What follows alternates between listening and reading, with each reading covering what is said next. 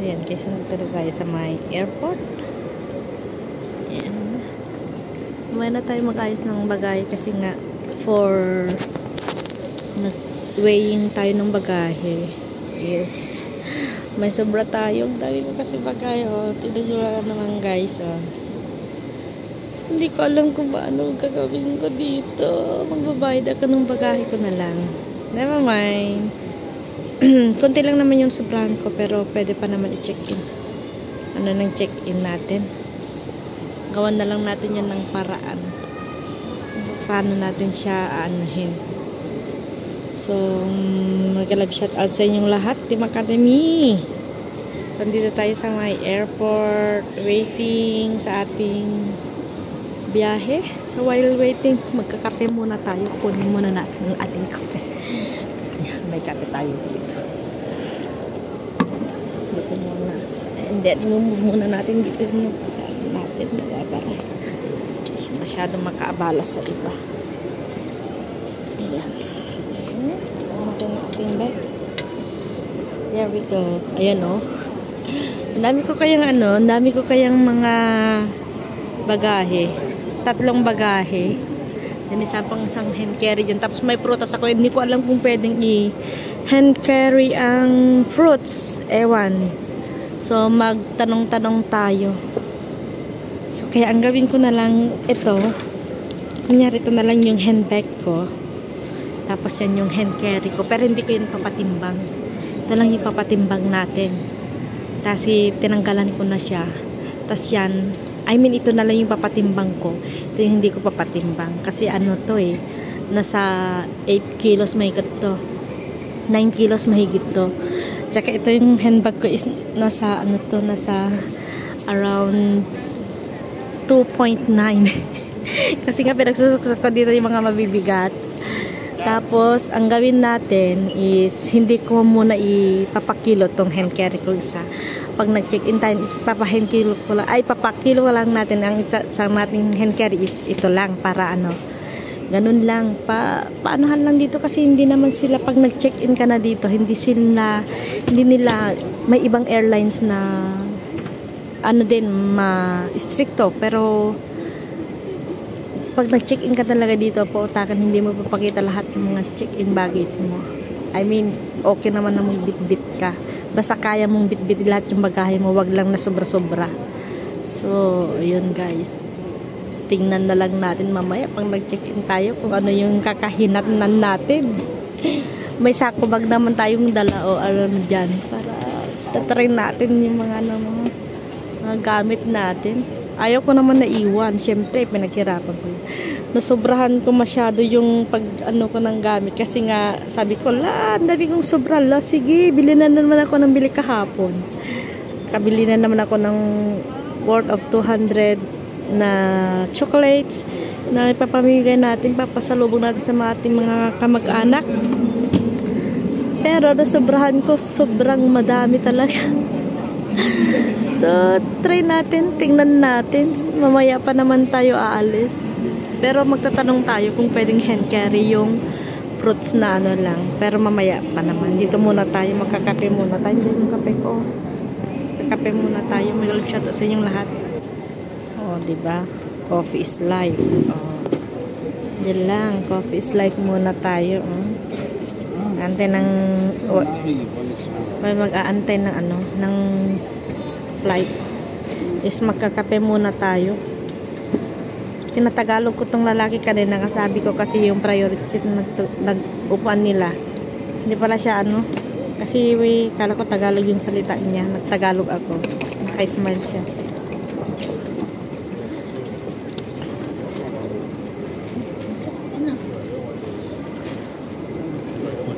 Ang talaga ng mga alaga ko kanina, grabe, natid pa ako sa baba, tag-iisa kami ng bagahe. Si Sir ko yung pinakamalaki. Ang bigat. Tapos si Bunso, ibit-bit niya yung prutas. Tapos si Panganay, ito. Tapos si Coco, ito. Tapos ako din yan, diba? Yung mga alaga ko talaga, excited din sila na aalis ako. Dito tayo sa mga airport. Ay, mainit. Mainit ang kape. Mainit ang kape, guys. So, nakapagkape na tayo. Naantok na tuloy ako guys. Naantok ako pa. Ang cute talaga itong bagay na to. Oh. Alam niyo ba, binili ko lang ito sa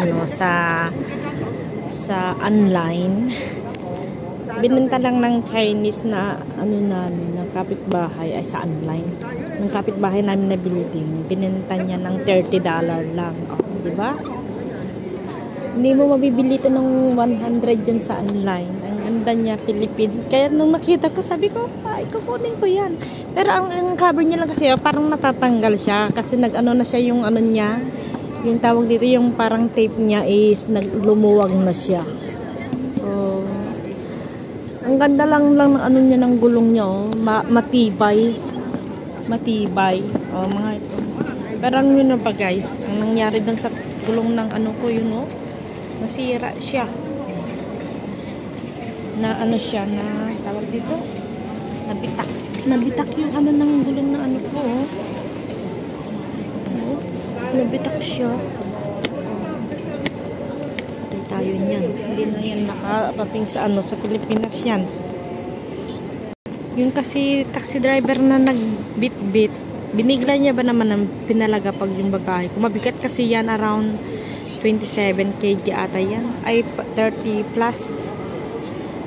Tapos yung itong maliit ko is 15. Ito ay 17 ata. 15. 15 to plus ano siya. Na-over na nga ako ng bagahe. Pero gawag ko yan ng paraan mamaya pag nag-check-in ako. Hindi ko papakilo yung ating bagahe para na ibang isang hand carry para ano. Ang ipapakilo lang natin itong magaan. After nyan, lalagay ko muna dun sa may isang bag na malaki. Then, ibabalik ko na lang pag mamaya pagka-hila ko na para hindi ako mahirapan na magbit-bit dyan sa backpack ko. Para makasave tayo. Pautakan din naman mga airline ng mahal-mahal ng mga singid nila pag nag-over luggage ka. Siguro, sobra-sobra sa 10-15 kilos yung ano ko, sobra ko. Sa bagay mamaya, pag nasa Manila na is matatanggalan na yan kasi yung tilyasi ni Josue andyan. Yung mga 5 kilong nuts ni Josue na ngat-ngatin niya, ginawa ni Syra na parot si Josue. Yan, ano natin. Tapos, ano pa ba? Bibigyan ko na lang si yung si Syra Liit. Ay, Syra, may bibigay ako kay Syra Liit. Mamaya bibigay ko na lang kay Josue para matanggalan din yung gamit ko. Kasi hindi ko sure kung yung bagahe ko sa check-in sa sa connecting ko is masusobrahan pa. Kaya Josue, makikiusap ako sa iyo ha. Pwedeng ibiyahe mo na lang sa Otso, kukunin ko yung iba. Ganun na lang ang gawin ko mamaya. Na lang ako kasi bibiyahe naman kayo, Josue, no? Bibiyahe naman kayo. Then, kunin ko na lang sa Cagayan next na Or pwede ko na lang iwan tong isa kay Josue para siya na lang yung magbiyahe. Sorry, Josue. Nabala tuloy kita. Ganun na lang ang paraan ko para kasi makikita-kita naman kami sa 8. Ganun na lang ang gawin ko. Sila na lang yung magbiyahe sa isa kong bagahe. Then bibigyan nilang sa akin. Pag nagkita-kita na kami sa 8. May mga ibibigay ko na lang yung mga bibigat na bagay. Yun na lang inobligado tuloy kita. Naobligado tuloy kita. Sorry naobligado tuloy kita. Ayun. Tingnan natin yung mga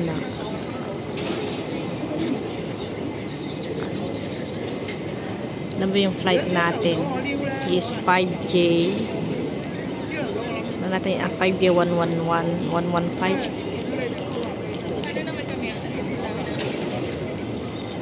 Ito ay ito pala ako 5J 115 Manila. 22:05 pala yung flight ko. Terminal 1 check-in. Anong oras ako mag-check-in? Pwede na ba ako mag-check-in? Hindi pa pwede. So, yan yung biyahe natin. Yan. 5J. Saan na ba? 5J11. Yun na yan. Ayan. Palitan. Ayan, 5J1 to 5J11. Yung Manila. Yun yung biyahe natin mamaya. Alas 10:22:05 yung flight natin. So, around 7 o'clock mag-check-in na tayo. 7, 8, 9, 10. Oo, 7 o'clock pwede na tayong mag-check-in. Mamaya. Buti na lang hindi yung ganito na sumama pa yung mga alaga. Sigurado nag-iiyak mga ngayon. Kasi kanina is nakaano na ako.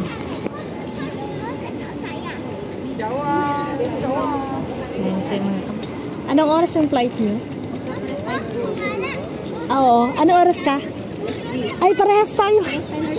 Oo. Nagkakaproblema nga ako dito sa bagahe ko kasi nga sobra-sobra yung bagahe ko. Ayan guys. Yung mga kasama ko problemado na mga bagahe tinuturuan sa paano nila gawin yung mga ginagawa ko. So you guys, matapos di ba? May kakasabay ako. Same kami ng airline, sina Sisi. Then same kami din ng connecting. Ayan si Sisi. And shout out sa lahat ng mga Team Academy. Thank you so much to Josebel Garcia, Sarah Subok. May kalab shout out to Sis Fiorio, Sis EVR Vlogs, Sis Josephine Tablatin. May kalab shout out to Muy Guay the Explorer. Thank you. Maraming salamat sa pagtulong mo sa akin. Sino pa ba yung mga lahat ng Team Academy? Si Josephine Tablatin, si Lalab Swinry, Weng Folante, Marles Polido, si Marbelin Sumayit. Oy, Marbelin, magpaano ka naman dyan? Hindi ka na nagpapahala sa GC natin. So yun guys, see you later. Oy, see you later Josue. Ilang oras na lang, then magmi-meet up na yung mga YouTuber dyan. Oy, congrats! Oy, Syra! This is it, pansit. May iiwan ka. Ayun guys, thank you so much. And God bless. Ingat kayo lahat dyan. Maraming salamat. So, yun guys. Para relax lang ako dito. Pero ang dami kong bagayo. Ang dami kong hand carry. 1, 2, 3. May prutas pa ako. Mayroon pa ako. Sasakit na ng ulo. Ako nga itong malaki ko, tsaka ito, 47 kilos yan. 44 kilos lang yung ang bagahe ko. 3 kilo yung sobra dyan. Okay na yun. Kung babayaran, sige, okay, go. Kasi sasabihin na. Ayaw ko naman magbitbit. Yan lang yung hand carry ko. So, yun guys. Ay, gano'n ang buhay talaga ng OFW. Yung problemado ka sa kilo-kilo. Diba? Yun guys. God bless you. Bye-bye. This is Arziwan ang saying bye-bye. Oy, kay pala.